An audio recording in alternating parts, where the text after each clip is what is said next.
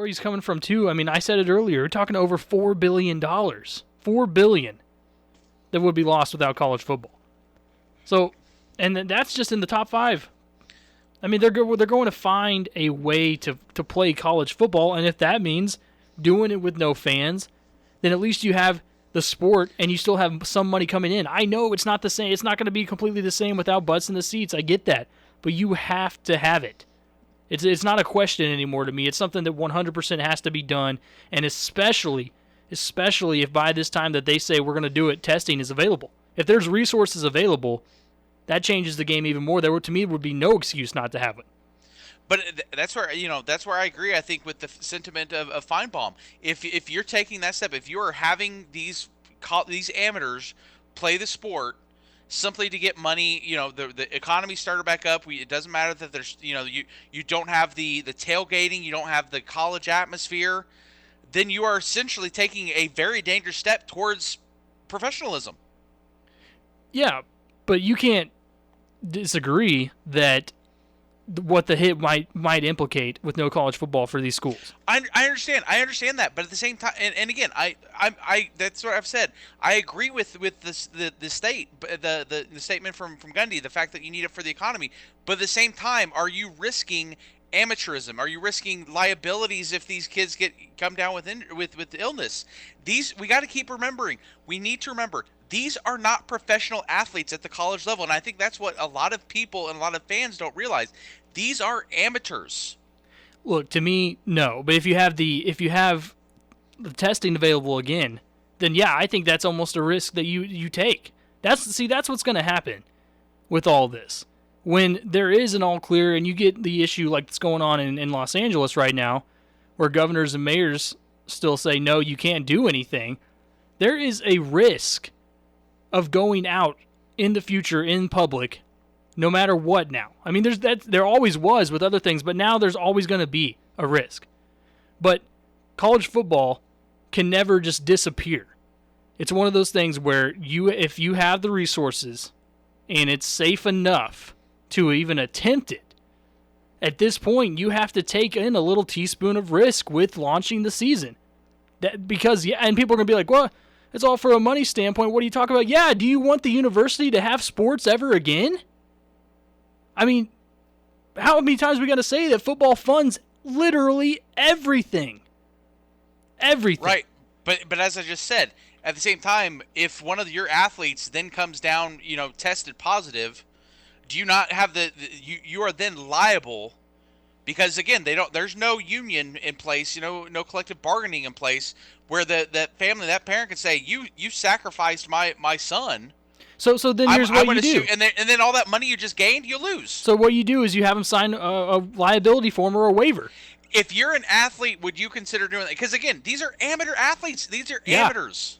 I know that, yeah. And yes, if I was an athlete, and I believe most of them probably would consent to that. If they say, look, you can go out here and play football, you just have to sign this consent form to not hold us liable if something does happen, which we don't think. And how much, a lot of that was going to end up relying on the players, which has been brought up a lot too. If they say, hey, look, we can play football, but you have to stay, it's kind of like the MLB thing. It's from field to wherever you're being sequestered. And that a lot of that relies on them. Hey, you cannot go do all this other stuff. You have to take that seriously. But if you went up to some of these players and said, look, you signed this waiver right here, you signed this liability form to not sue us if something goes wrong. And I think a big majority of players would do it just to get back to playing. I think that's where a lot of them are. They want to get back out there on the field. And if that's what it takes, then yeah, I understand. Hey, they're not pros. They're not pros. If they were pros, we wouldn't be having a discussion about not having a season at all. But if that's what it ends up taking to keep the money flowing in these universities, to keep everything afloat at some of these universities, then so be it.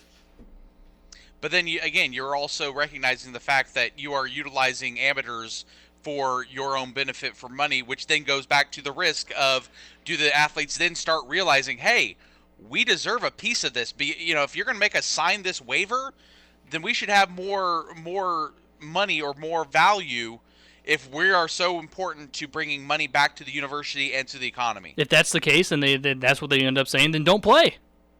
Just don't.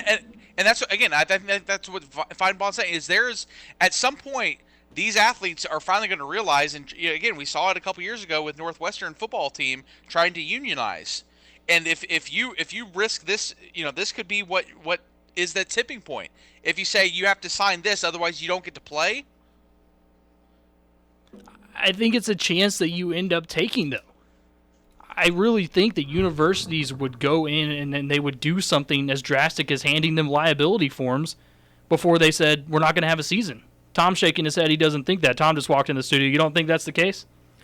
Because then you'd have to do it with everybody in the student body, that you're absolving yourself as a unit, and we're using Oklahoma State as an example, but you can't absolve just a portion of your constituency. You'd have to do that with the gardener.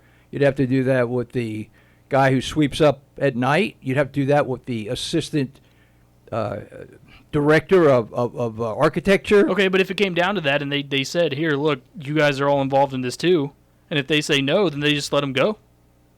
I mean, if it came to that drastic of a point, they said, fine. Well, I don't know. I just jumped in here. I don't know where you guys are coming from, so I don't want to jump in the middle of the conversation, but I think before any liability papers were handed out, there's more, in my mind, there'd be a lot more steps between here and there before we ever get to that point.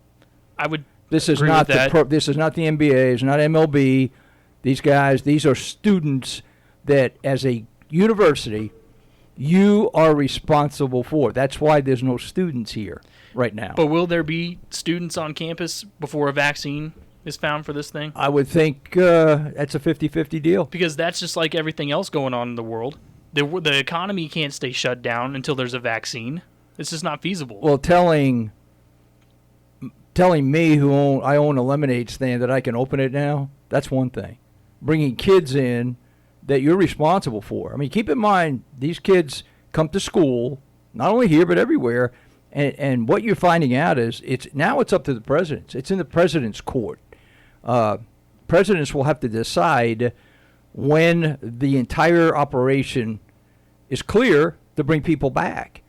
And if it's not clear enough to bring every student back into the classroom, then it's not clear enough to bring athletes back to play. I mean, it's pretty simple.